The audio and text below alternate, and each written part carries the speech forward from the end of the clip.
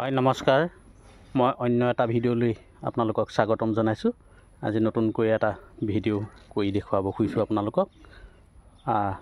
এতিয়া মোৰ এখন ফাৰ্ম আছে, গাহৰি ফাৰ্ম, আৰু গাহৰি ফাৰ্মত এনেকৈ মই ৰখা হৈছে এই পদ্ধতিৰে। চব পোৱালি শুই আছে আৰু দানা পাত্ৰ এয়া মই মানে দি দিয়া হৈছে। এয়া গতিকে আপোনালোকে চাওক, এয়া পোৱালি এতিয়া 3 মাহ চলি আছে। এই পোৱালি 7টা পোৱালি দিছিলে আৰু বাকীখিনি বিকা হ'ল। আৰু এয়া এজনী মাক হয়, এয়া ইনচুৰেঞ্চ কৰা আছে। আৰু এয়া হৈ গ'ল মতাটো, আৰু ইয়াকো ইনচুৰেঞ্চ কৰা হৈ আছে। আপোনালোকে চাওক, ইয়াৰ লগতে মই ইয়াৰ কিনাৰতে এখন মীন পাম্প কৰা হৈছে। এয়া চাওক, ইয়াৰ দৃষ্টান্ত দেখাইছোঁ মই।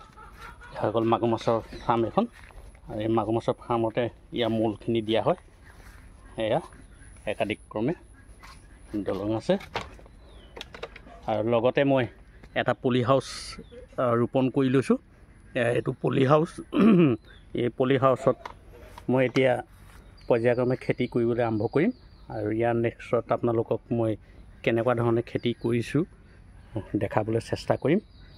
পৰাপক্ষত এতিয়া নতুন হৈ আছে, এইডোখৰ বনাই কৰি হৈছে। এতিয়া ডাৱৰীয়া বতৰ চলি আছিলে, অকণমান পলমে হ'ল। গতিকে আপোনালোকক মই ইয়াৰ খেতি প্ৰণালীও দেখাবলৈ চেষ্টা কৰিম। মৌ মাখি বাঁহো আছে। আপোনালোকে ভিডিঅ'টো ভাল পালে লাইক, শ্বেয়াৰ, কমেণ্ট কৰি জনাব।